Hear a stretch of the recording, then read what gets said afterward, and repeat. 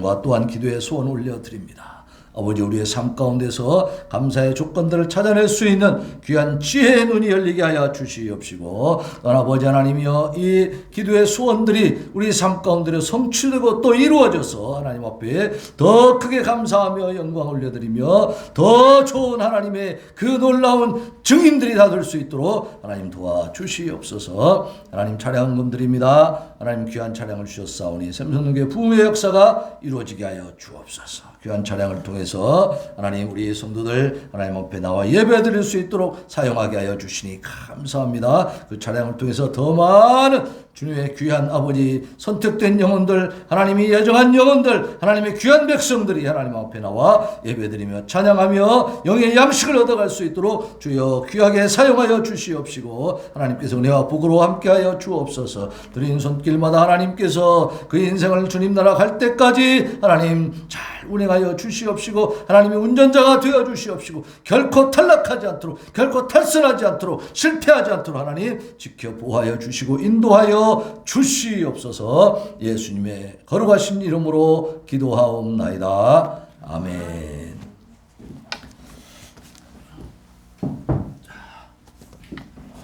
우리 인사합시다. 샬롬. 앞뒤로 좌우로 인사합니다. 반갑습니다. 예.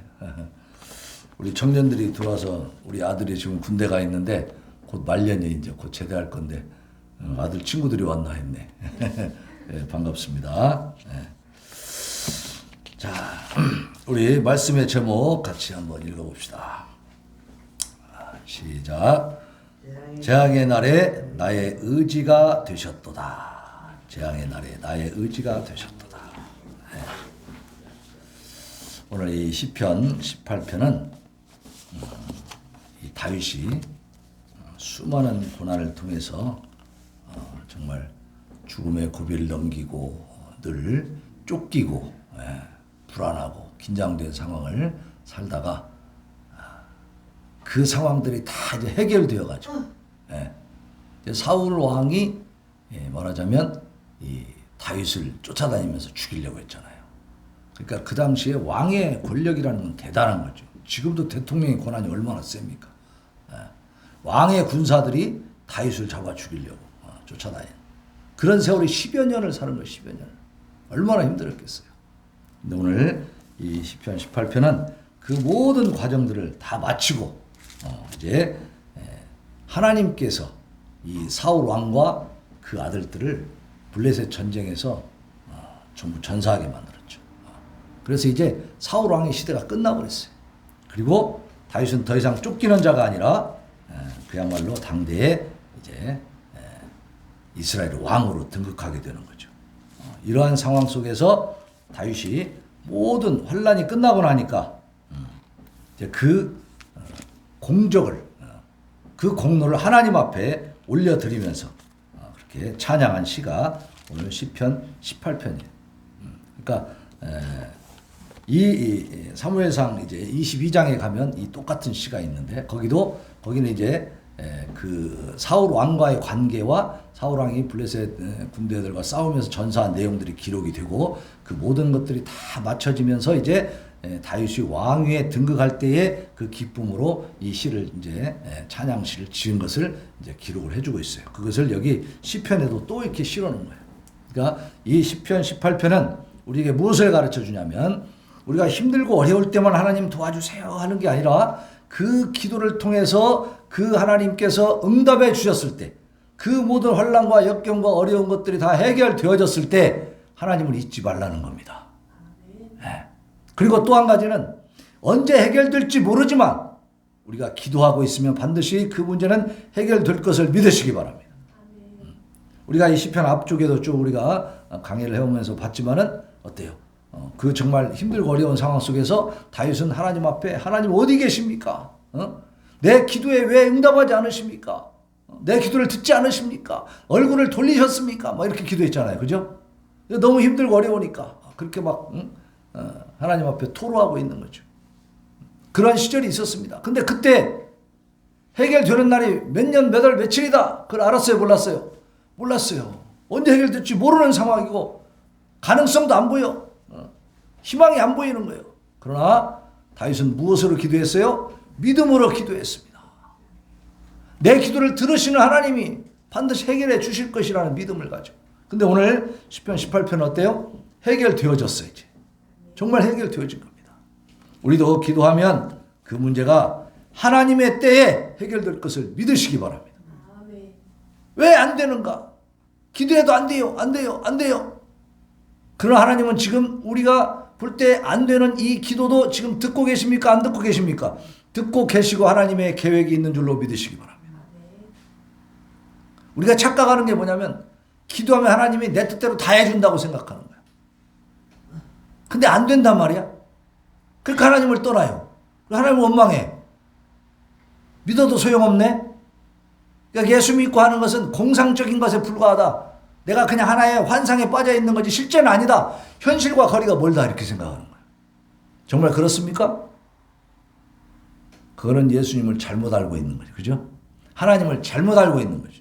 예수 믿는다라고 하는 것은 하나님의 말씀, 예수님의 말씀에 귀를 기울이고 깨달아가고 그대로 나를 변화시켜가고 순종한다는 뜻입니다.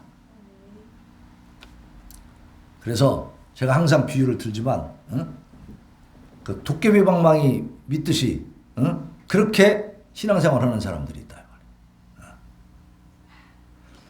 우리 기독교 신앙은 내 뜻을 이루어가는 게 아니고 누구의 뜻을 이룹니까? 하나님의 뜻을 이루어가는 것이 그것이 기독교 신앙생활이에요. 이 뒤에도 지금 우리가 플래카드를 하나 붙였죠? 뭐라고 써 있습니까? 태초에 하나님이 천지를 창조하시니라. 창조주 하나님이 창조주의 뜻대로 해야 되겠어요? 피조물의 뜻대로 해야 되겠어요? 네? 하나님의 뜻대로 하는 게 당연한 거예요. 근데 사람들은 어떻게 생각해요? 자기 뜻대로 하려고 해요. 하나님과 대적하려고 하는 거예요. 동등하다고 생각해요. 네. 그런 착각을 하는 사람들은 결코 하나님의 은혜를 경험할 수가 없는 겁니다. 네. 하나님의 은혜가 어디 있는지를 모르는 거야. 왜? 하나님을 무시하고 있잖아요. 현실적으로는 하나님 소용없어. 현실은 내가 해결해 나가고 하나님은 내가 그냥 위로 삼아서 한 번씩 생각하는 것뿐이요. 그거는 산신령도 할 수 있고 부처님도 할 수 있고 다른 종교 얼마든지 할 수 있는 거예요. 전혀 차이가 없어요. 그렇게 되면. 그리고 그것은 진정한 신앙일 수가 없는 것입니다. 진정한 신앙은 하나님께서 내 인생을 주관하시고 이끌어 가신다는 것을 믿고 그 하나님께 나의 삶을 맡기는 거예요. 그리고 하나님이 나를 어떻게 이끌어 가시기를 원하시는가, 그리고 지금 이 순간 내가 어떻게 하기를 원하시는가, 하나님이 무엇을 기뻐하시는가, 이걸 생각하는 거죠. 자, 오늘 16절로 19절까지 그 말씀에 보면 나를 건져내시는 하나님에 대해서 다윗이 지금 찬양하고 있습니다. 그가 높은 곳에서 손을 펴사 나를 붙잡아 주시며 많은 물에서 나를 건져내셨도다. 나를 강한 원수와 미워하는 자에게서 건지셨으며 그들은 나보다 힘이 세기 때문이로다. 자, 우리가 삶을 살아가면서 억울한 일을 당할 때에 그 불가항력적인 상황들을 보면은 어때요? 그 상대방들이 나보다 힘이 세죠? 어떻게 해볼 도리가 없으니까 우리가 당하는 거 아닙니까? 그럴 때 하나님이 어떻게 하신다고요? 강한 원수와 미워하는 자에게서 건져주신다는 사실을 믿으시기 바랍니다. 네. 가인이 아담의 장남이었던 이 가인이 아벨을 미워해가지고 막 죽이려고 하는 마음이 들 때에 하나님이 미리 알려줘요. 야 가인아, 죄가 네 문 앞에 지금 엎드려 있다. 너는 죄에게 지지 말고 죄를 다스려라. 근데 가인은 다스렸어요? 죄에게 졌어요? 죄에게 져버리고 아벨을 죽였습니다. 동생을 죽였어요. 다윗은 사울을 죽일 수 있는 기회가 있었음에도 죽였어요? 안 죽였어요? 안 죽였어요. 왜? 사울 왕이 비록 나쁜 왕이야. 왜냐하면 죄도 없는 자기를 죽이러 다니니까. 그러니까 굉장히 미흡지. 원수가 됐지. 그럼에도 불구하고 다윗은 누구를 생각한 겁니까? 사울과 나만 생각한 게 아니고 그 사이에 계시는 하나님을 생각한 거예요. 하나님이 사울 왕을 기름 부어 세웠기 때문에 하나님의 권위를 존중한 거죠. 인간의 뜻대로 사람의 뜻대로 했다면 다윗은 그 사울을 죽였어야 돼, 안 죽였어야 돼? 죽였어야 돼. 그게 답이야. 그게 세상적인 지식으로 우리의 상식에 맞는 답이죠. 그런데 안 했다 이 말이야. 그럼 바보라 그래. 미련하다고. 그러면 사울이 잠에서 깨어났고 또 쫓아다닐 거 아니야. 계속 너는 그러면 사울에게 쫓겨다니다가 끝나. 잘못하면 진짜 죽을 수도 있어. 왜? 왕의 군사들이 쫓아다니는데 그 600여 명이 몰려다니면서 어떻게 살아남겠어요? 그러니까 기회가 왔을 때 죽이는 것이 상책이지. 당연한 거지. 근데 다윗은 그렇게 당연한, 인간의 생각으로는 당연한 것을 행하지 않았습니다. 왜? 하나님 뜻에 어긋나기 때문에. 그러니까 하나님이 다윗을 향해서 너는 내 마음에 합한 자다라고 하는 이유는 뭐예요? 하나님의 뜻을 헤아리고 있다는 것이죠. 하나님의 권위를 존중하고 있다는 것입니다. 오늘 이 다윗의 고백을 보면 나를 강한 원수와 미워하는 자, 그게 누구예요? 사울 왕의 군대예요. 그들이 지금 너무 강하잖아. 어떻게 상대할 수가 없는 입장이에요. 지금 다윗 입장에서는. 그런데 그들이 나보다 힘이 세지만은 그럼에도 불구하고 그들이 힘이 세기 때문에 하나님이 나를 건져주셨다는 거예요. 그러니까 나보다 힘센 어떤 세력들이 나를 덮쳐온다 할지라도 두려워할 것이 있어요, 없어요? 없습니다. 하나님께서 우리를 건지실 것을 믿으시기 바랍니다. 이것은 우리가 영적으로 받아들여야 돼요. 영적으로. 우리 목숨, 우리의 육신의 목숨은 빼앗을 수 있을지언정 우리의 영혼은 손도 대지 못하는 것이 인간의 권력입니다. 그죠? 사람들의 힘이라고 하는 것이야. 거기에 우리가 담대하게 대항할 수 있는 것은 뭐냐? 영과 육을 다 지옥에 쳐넣을 수 있는 그러한 강한 진짜 권력자는 누구세요? 하나님이시라는 거예요. 우리는 육적인 삶에 우리의 초점이 맞춰져 있는 게 아니라 하나님께 맞춰, 우리의 영적인 삶에 영원한 생명에 맞춰져 있다 그 말이에요. 그들이 나의 재앙의 날에 내게 이르렀으나 여호와께서 나의 의지가 되셨도다. 자, 재앙이 닥쳐오면 우리가 두려워요, 안 두려워요? 두려운 거죠. 재앙이란 건 굉장히 무서운 거 아닙니까? 우리에게 두려움과 공포를 갖다 주는 거죠. 그럼에도 불구하고 어땠어요? 다윗은 여호와를 의지했다는 사실입니다. 다른 것을 의지하는 게 아니고. 나를 넓은 곳으로 인도하시고 나를 기뻐하시고 나를 구원하셨도다. 나를 구원하셨도다. 지금 그 모든 다윗의 그 힘들고 어려웠던 이 쫓기는 그 신세에서 이제 모든 문제가 해결되고 사울 왕이 전사에서 다 죽어버리고 그 왕의 계보가 다 끝나버리니까 이제 그 권력이 전부 다 다윗에게 돌아왔단 말이에요. 그때에 다윗은 분명하게 이렇게 고백하고 있는 겁니다. 하나님이 나를 구원해 주셨다는 사실. 하나님. 왜 그걸 고백할 수 있습니까? 힘들고 어려운 그 기간 동안에 다윗은 하나님을 원망했어요? 계속 믿고 기도했어요? 믿고 기도해 왔기 때문에. 그 기도를 통해서 다윗은 확고한 믿음이, 확신이 있었던 거예요. 그래서 그 모든 문제가 해결되었을 때에 인간의 눈으로 보면 블레셋 군대하고 싸우다가 어떻게 말하자면 재수가 없어가지고 왕이 죽었네. 왕자들도 같이 죽었대. 그럴 수 있는 거죠. 블레셋이 워낙에 강했다 이렇게 생각할 수 있잖아요. 그러니까 그냥 어떻게 말하자면 어떻게 하다 보니까 우연히 블레셋 군대가 세갖고 이렇게 하고 그냥 내가 그냥 권력을 갖게 됐네. 왕위를 차지하게 됐네. 이렇게 인간적인 그런 어떤 공로를 얘기하면서 자기가 차지할 수 있잖아요. 그러면서 봐라. 내가 그래도 왕이 될 사람이기 때문에 저렇게 선대 왕이 저렇게 전사하지 않았느냐. 그러니까 내가 잘못한 것이 없다. 이건 입증된 거다. 너희들은 나를 따르라. 내가 왕이다. 그러면서 자기가 영광을 다 받을 수 있어요. 그런데 다윗은 반드시 자기 위에 왕이신 하나님이 계시다는 사실을 이렇게 신앙 고백을 하고 있는 거예요. 우리가 정말 조심해야 될 것은 뭐냐면 무엇을 하든지 간에 우리가 성취한 모든 것들 속에 하나님의 놀라운 도움이 있다는 사실을 기억하고 감사할 수 있기를 바랍니다. 그리고 이 다윗의 시를 우리가 읽으면서 여기서 무엇을 얻어야 되냐면 반드시 승리하게 하시는 하나님. 지금은 우리에게 이러한 승리가 오지 않았어도 이 다윗의 시를 쭉 읽어보다 보니까 어때요? 계속해서 고통 가운데 있다가 이제 해결되는 날이 왔다 이 말이에요. 자, 20절로 24절에 보면 내 의를 따라 상 주시는 하나님이 나옵니다.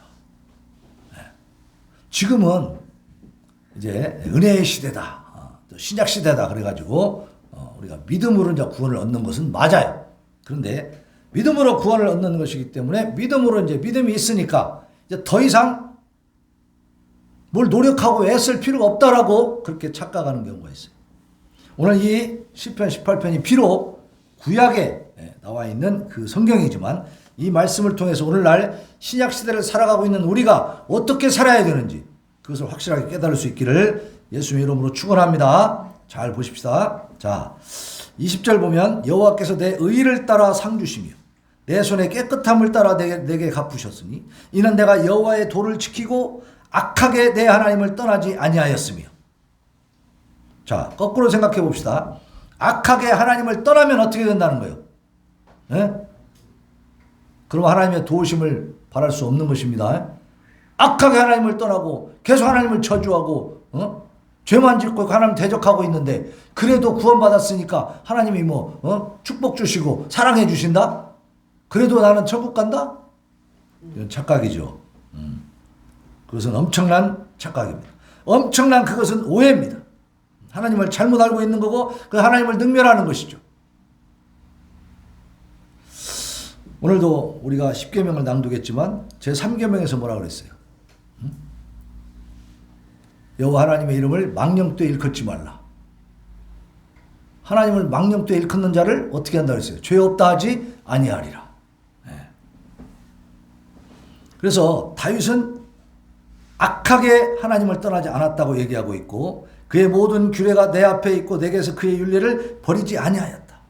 그러니까 이 다윗은 오직 하나님의 말씀을 묵상하면서 그 말씀대로 준행하며 살려고 애쓰고 힘썼다는 얘기죠. 근데 이 사람이 완벽하게 다 할 수는 없었어요. 똑같아요. 사람이기 때문에. 그러나 다윗이 이렇게 고백할 수 있었던 것은 자기가 최선을 다했다는 걸 얘기하고 있는 겁니다. 중요한 것은 우리가 완벽하냐 완전하지 못하냐 그것을 따지는 게 아니고 내가 할 수 있는 최선을 다하고 있는가, 내 마음이 온전히 하나님께 향하고 있는가라는 것이죠. 내가 하나님을 인정하고 존중하고 있는가, 이게 중요한 것이죠. 그렇지 못한 사람들이 참 많더라 지금 이 시대에는. 그래서 자기 멋대로 살아가는 사람들, 하나님을 오히려 능멸하고 만우리 여기고 망령되게 일컫으면서도 자기가 잘 믿고 있다고 착각하는, 오해하고 있는 이런 경우들이 많습니다. 그래서 마태복음에도 보면 나더러 주여 주여 하는 자마다 다 천국에 가는 것이 아니라고 그랬죠. 어떻게 하는 사람이라 해간다고? 말씀대로 행하는 자라 해간다. 행함이 있어야 된다. 믿음과 행함은 하나야, 하나. 믿는 자는 반드시 행함이 뒤따를 줄로 믿습니다. 행함으로 나타나는 거죠. 믿는 증표가 뭡니까? 행함이죠. 말씀대로 순종하고 살아가. 그래서 이 다윗은 내 의를 따라 상 주신다. 그러니까 내가 의롭다, 막 나는 완벽하다, 그게 아니고 내가 하나님의 의를 쫓아갔다는 얘기, 하나님의 뜻을 따라 살려고 정말 애쓰고 힘썼다는 얘기입니다. 그 내 손에 깨끗함을 따라 갚으셨다. 그러니까 내가 하나님 앞에 바르게 살고 하나님의 뜻을 따라 순종하며 헌신하며 충성하면 하나님이 갚아주신다는 겁니다. 하나님이 반드시 그 대가를 주신다는 얘기예요.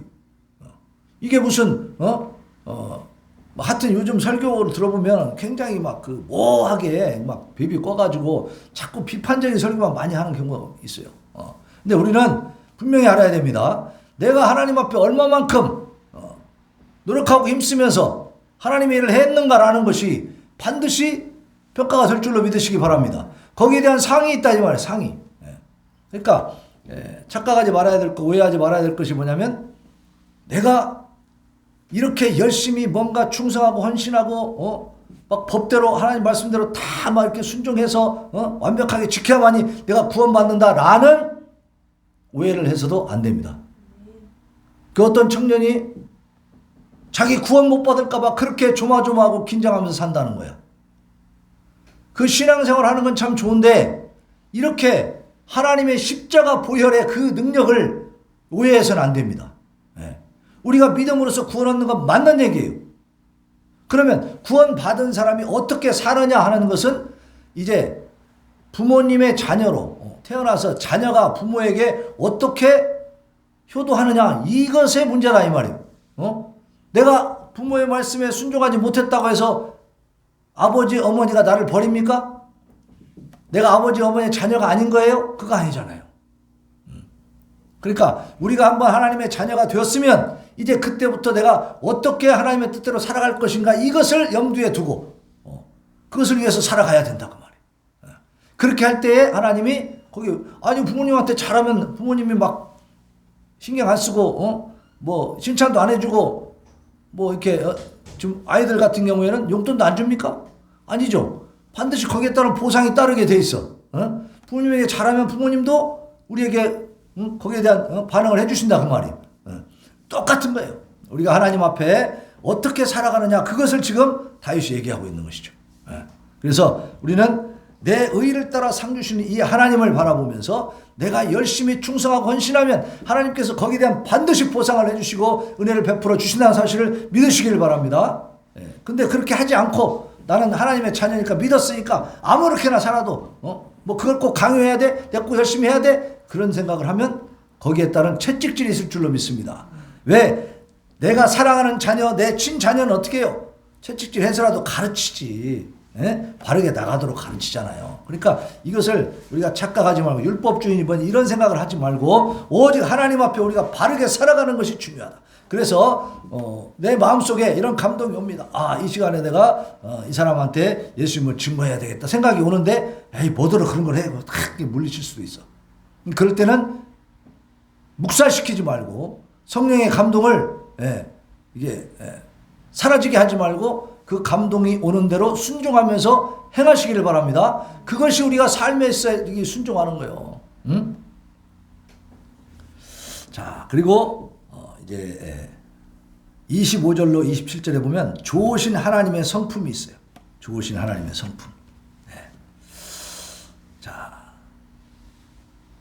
자비로운 자에게는 주의 자비로우심을 나타내시며 완전한 자에게는 주의 완전하심을 보이시며 깨끗한 자에게는 주의 깨끗하심을 보이시며 사악한 자에게는 주의 거스르심을 보이시리니 주께서 권고한 백성은 구원하시고 교만한 눈은 낮추신다.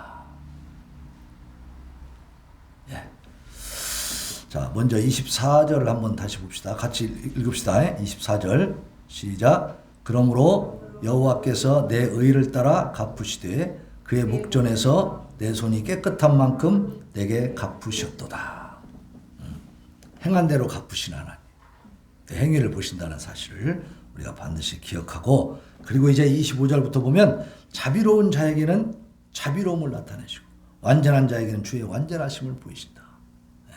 그러니까 우리가 이제는 이웃과의 관계입니다. 사람들과의 관계 속에서 내가 어떻게 살아가는가 하는 거예요. 그 교회 다니면서도 수전노처럼 아주 독하게 살아가는 사람들도 있어요. 주변을 돌아보지 않는 사람들이 있습니다. 그것은 맞지 않습니다. 자비로운 자에게는 하나님이 자비로움을 나타내 주신다고 그랬어요. 완전한 자에게는 주의 완전하심을 보인다고 그랬어요. 깨끗한 자에게는 주의 깨끗하심을 보인다. 사악한 자에게는 주의 거스르심을 보이신다. 그러니까 믿는 자들은 세상에서 살아갈 때에도 살아가는 방식이 바뀌어야 됩니다. 가치관이 바뀌어야 됩니다. 가능한 한 주변을 돌아볼 줄 알아야 돼요. 지난번에 한번 농협을 이렇게 가고 있는데 좀 나이 드신 할머니가 저를 불러요. 그러면서 통장을 주면서 이것을 돈을 찾아야 되는데 찾을 줄 모른대. 좀 알려주라고 하더라고요.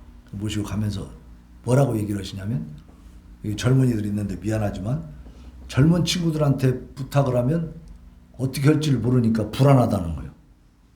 그러니까 제가 그래도 좀 믿을만하게 보였나 봐. 그래서 제가 도와드렸어요. 돈 찾는 것을. 그러한 사람들에게 어떤 도움이 요청될 때, 우리에게 도움을 청할 때는 우리가 할 수 있는 최선을 다해서 도울 수 있기를 바랍니다. 그리고 돌아보면서 도울 곳이 있는지 없는지 또 찾아봐야 돼.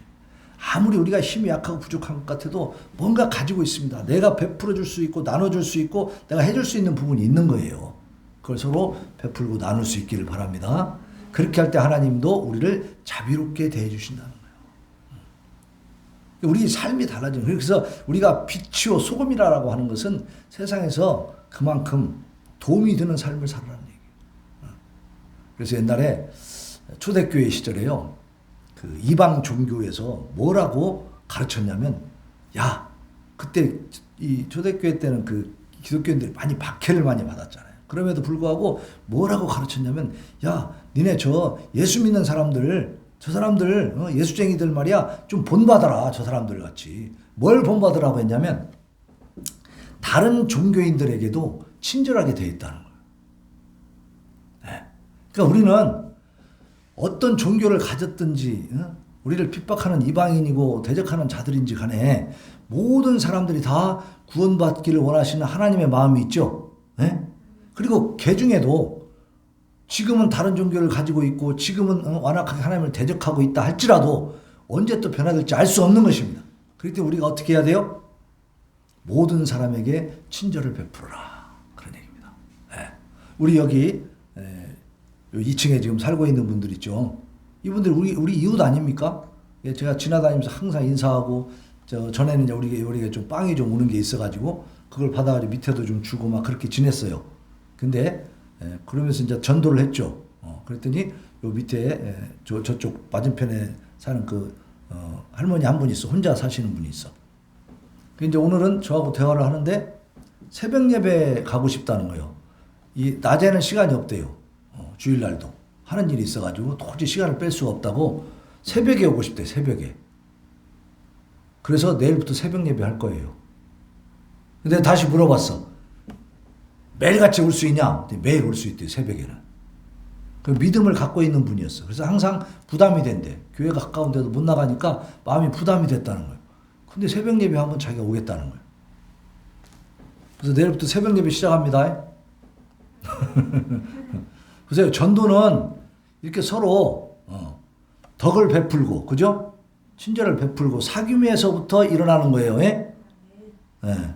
그냥 원수 척지고 사는데 전도가 되겠어요? 너 이렇게 했지? 나도 이렇게 할 거야. 막 이러면서. 왜 이렇게 해야지? 사람이 말이야. 너 쓰겠어? 그렇게 해서? 그러면서 어떤 그 이치와 도리를 막 상대방에게 막 설명하고 막 따지고 말이지. 그 사람이 하기를 먼저, 막 요구하고 이렇게 되면 이 관계가 형성이 안 돼요. 그죠? 내가 많이 양보를 해야 됩니다. 그냥. 그러면 뭔가 이렇게 관계가 형성이 되는 거죠. 그런 과정 속에서 전도가 이루어질 줄로 믿습니다. 우리가 가능하면 그렇게 사는 거야. 그래서 조금씩 손해를 보면서 알면서도 져주고 속아주고 이렇게 하는 거죠. 그러면서 세상을 살아가는. 그래서 하나님이 자비로운 자에게는 자비로우심을 나타내시고 완전한 자에게는 완전하심을 보이시고 깨끗한 자에게는 주의 깨끗하심을 보이시고 그 대신 사악한 자에게는 어떻게 해요? 주의 거스르심을 보이신다. 교회 나온다고 신앙생활 한다고 교회 다니면서도 사악하게 사는 사람들은요 하나님의 복을 받는 게 아니고 하나님 앞에 화를 입습니다. 네? 그때까지도 사실은 사랑받는 거야. 왜냐하면 깨달으라고 말씀하시는 거야. 깨달으라고 화를 주시는 거야. 그러면 그 화를 당했을 때 깨닫고 돌아오면 어때요? 이제 사는 거예요. 그만큼 성숙이 되는 거죠. 근데 안 돌아오면 안 돌아오면 끝나는 거지 뭐. 그죠? 그래서 옥석이 가려지는 겁니다. 알곡과 쭉정이가 분명히 있다고 했어요. 우리는 알곡이 될 수 있기를 바랍니다. 알곡이 되어야 결실이 있고 하나님 주신 이 큰 은혜와 복을 영원히 누릴 수 있는 것이죠. 네? 자, 이제 28절로 29절에 보면 나의 등불을 켜시는 하나님을 만날 수 있어요. 나의 등불을 켜신 하나님. 28절부터 같이 봉독합시다. 28절. 네. 28절 시작. 주께서 나의 등불을 켜시며 여호와 내 하나님이 내 흑암을 밝히시리이다. 내가 주를 의뢰하고 적군을 향해 달리며 내 하나님을 의지하고 담을 뛰어넘나이다. 네. 자, 앞 단락에서 27절에 보면 주께서 곤고한 백성은 구원하시고 교만한 눈은 낮추시리이다. 이 교만은 뭐예요? 내가 인생의 주인이라고 생각하고 하나님을 무시하는 거죠. 아까 얘기한 것처럼 현실은 내가 책임지고 내가 해야 되고 하나님은 그냥 공상 속에 있을 뿐이다라는 이런 생각을 갖고 있으면 어떻게 돼요? 이게 바로 교만한 겁니다. 하나님이 현실의 문제도 해결할 수 없는 하나님이라면 그런 하나님은 믿을 필요가 전혀 없어요. 그런 하나님을 왜 믿습니까? 하나님은 우리의 일거수일투족, 우리의 자고 일어남, 우리의 숨쉬는 것까지, 우리의 신음소리까지 다 들으시고 간섭하시는 것을 믿으시기 바랍니다. 우리의 머리털까지도 다 세신바 되었다. 현실적인 하나님을 만나시길 바랍니다. 그래서 하나님이 곤고한 백성은 구원하시고 교만한 눈은 낮춘다 그랬어요. 하나님께 교만하면 반드시 깨집니다. 그 교만은 결코 자신에게도 해로울 뿐이에요. 이로움을 주지 않습니다. 하나님 앞에 굴복해 보세요. 그러면요 존귀한 자가 돼. 신기합니다. 사람이 자존심이 있어가지고 남한테 굴복하기 싫잖아요. 굴종하기 싫어요. 사람한테는 굴종하지 마세요. 담대하시기 바랍니다. 그러나 하나님 앞에서는 굴종하세요. 굴복하세요. 그것은 부끄러운 게 아닙니다. 피조물의 도리를 다하는 거예요. 창조주 하나님 앞에 피조물답게 사는 거예요. 그것은 복받는 길입니다. 신기한 일이 내가 하나님 앞에 굴복하고 나면요 사람들이 나를 높여줍니다. 인정받습니다. 우리 권수익 성도님 우리 교회 나오면서 정말 신실하게 살 때 사실 건강도 찾고 여러 가지 재정적인 부분도 많이 확보가 됐었다. 정말 인간의 도리, 가정에서의 도리도 할 수가 있었어요. 그게 다 뭡니까? 하나님의 뜻에 합당한 삶을 살아갈 때 하나님이 주시는 복입니다. 그게. 근데 이제 팍 쓰러지고 나니까 어떻게 됐어요? 그 모든 게 다 무너져 버려요. 그래서 뭐 신약 시대는 영적인 복만 있다. 그러면 육적인 것은 없어도 삽니까? 절대로 하나님은 우리의 육적인 삶에 대해서 소홀히 여기시는 분이 아닙니다. 우리의 먹을 것을 책임지지 않는 분이 아니에요. 필요한 것을 모르시는 분이 아니에요. 그러나 무엇부터 하라? 먼저 그의 나라와 그의 의를 구하라. 하나님 나라와 하나님의 의를 구하고 하나님의 뜻대로 살아가다 보면 그 말씀을 내 삶에 적용시켜서 살아가다 보면 어떻게 한다고요? 채워주신다는 거예요. 이 모든 것을 너에게 더해 주신다고 말씀했어요. 그것 때문에 염려해가지고 그거 쫓아가느라고 주일도 어기고 예배도 안 드리고 막 나 믿어요 믿어 내가 뭐 안 믿는 거예요. 그냥 꼭 교회 가서 예배 드려야 믿는 겁니까? 이렇게 얘기하는 사람이 있어요. 맞습니까? 그냥 믿으면 되는 거예요? 기독교의 신앙생활은 신앙생활하는 법이 있어. 법을 따라야 될 줄로 믿습니다. 그 법은 하나님이 주신 법이에요. 그 법을 따르지 않으면서 자기가 하나님 믿는다면 말이 안 되지. 대한민국에 살면서 나 대한민국 국민이 하면서 법을 하나도 안 지키네. 뭐 대한민국 국민으로서 그게 자격이 있는 겁니까? 처벌 받아야지 그건. 그죠? 처벌 받아야. 복을 받기를 원해? 혜택을 받기를 원해? 안 되죠. 그래서 28, 29절에 나와 있는 나의 등불을 켜신다. 여호와 하나님이 내 흑암을 밝히신다. 인생은요 어둡고 칙칙한 거예요. 한 치 앞도 알 수 없는 게 인생이에요. 그러나 그 삶에 등불이 되셔서 우리를 인도해 주시는 흑암을 밝혀주시는 그 하나님을 만나시기를 바랍니다. 내가 주를 의뢰하고 적군을 향해 달리며 내 하나님을 의지하고 담을 뛰어넘나이다. 하나님을 의지하다 보니까 적군을 향해서 쫓아갈 수가 있어요. 막 대적할 수가 있다는 거지. 여기서 우리는 적군을 누구로 봐야 돼요? 예? 내 앞집에 사는 놈?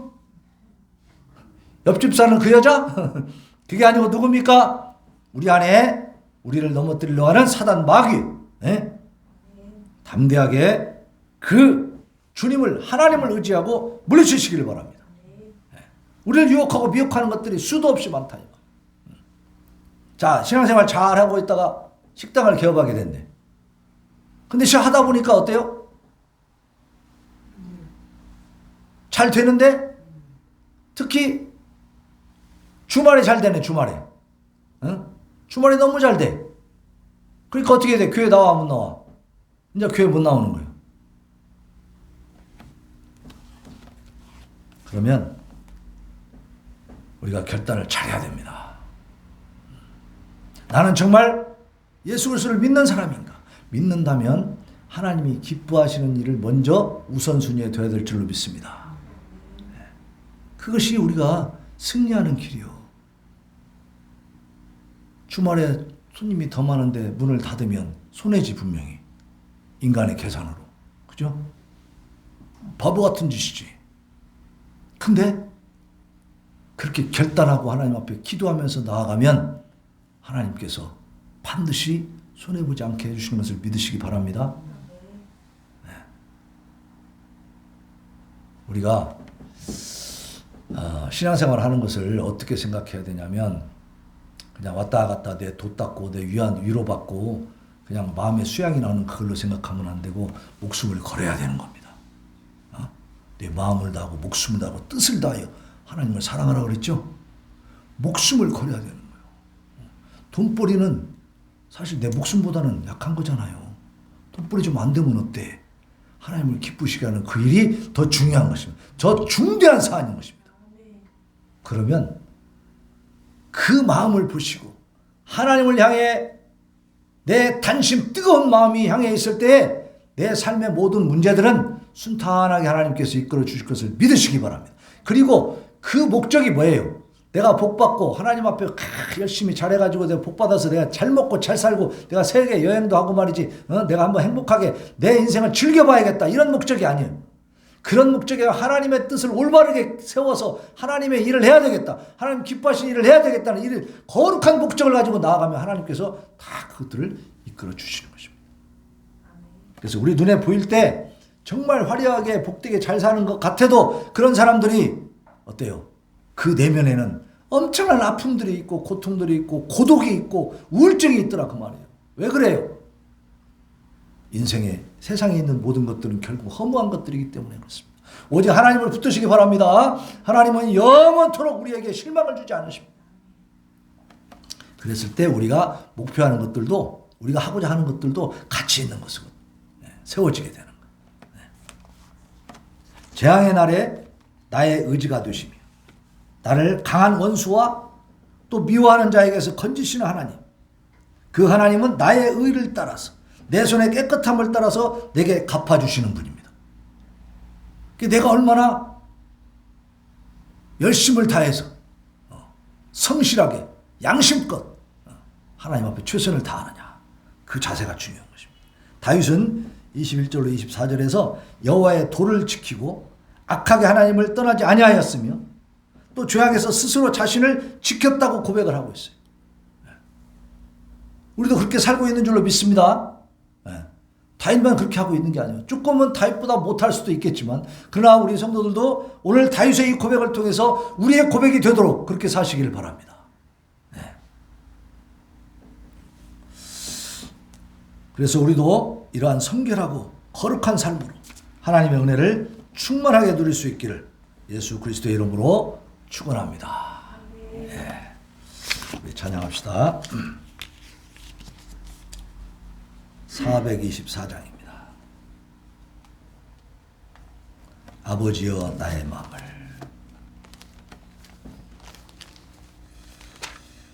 하나님이 내 마음을 붙들어 주시라고 나를 주관하여 주시라고 내가 주인이 아니고 하나님이 주인 된 삶 그 삶을 살 수 있도록 하나님 도와주옵소서 기도합니다.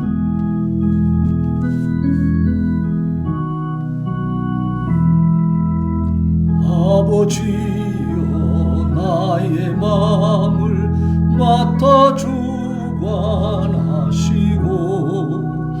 완악하고 교만한 것 변케하여 주소서. 온유하고 겸손하여 화평하게 하시고 망령되고 악한 예를 물리치게 하소서. 하나님의 은총 속에 나를 보호하시고 주의 사랑 줄이 되어 나를 메어 주소서.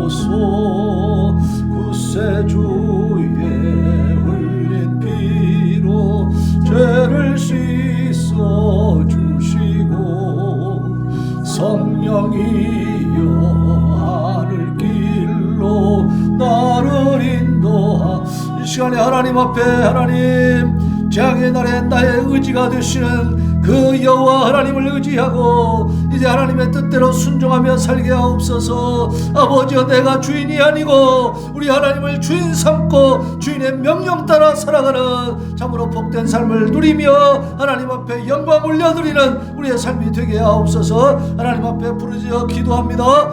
주여, 주여, 주여. 아버지 도와주세요.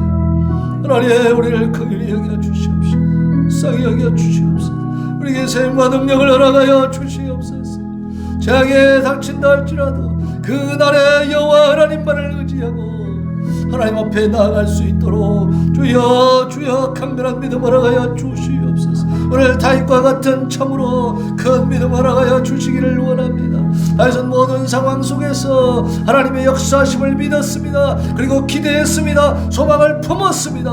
아버지 하나님이여, 우리도 참으로 다윗의 믿음을 본받았어요. 이제 아버지 하나님, 모든 삶의 환경과 과정 속에서 또 이웃을 대할 때 아버지 예수 그리스도를 증거하면서 좋으신 하나님을 소개하면서 그들에게 이 복음을 전해줄 수 있도록 은혜를 베풀어 주옵소서. 아버지 하나님, 내가 누리는 예수 그리스도의 사랑과 은혜를 같이 나눌 수 있도록 은혜를 베풀어 주시옵시고, 우리가 손해를 본다 할지라도 아버지 믿지 않는 자들 다른 종교인들과도 아버지 하나님의 따뜻한 교제를 나누면서 덕을 베풀고 예수 그리스도의 사랑의 마음을 전함으로 말미암아 그들을 변화시켜 하나님 앞에 나와 참으로 진정한 영생을 누리도록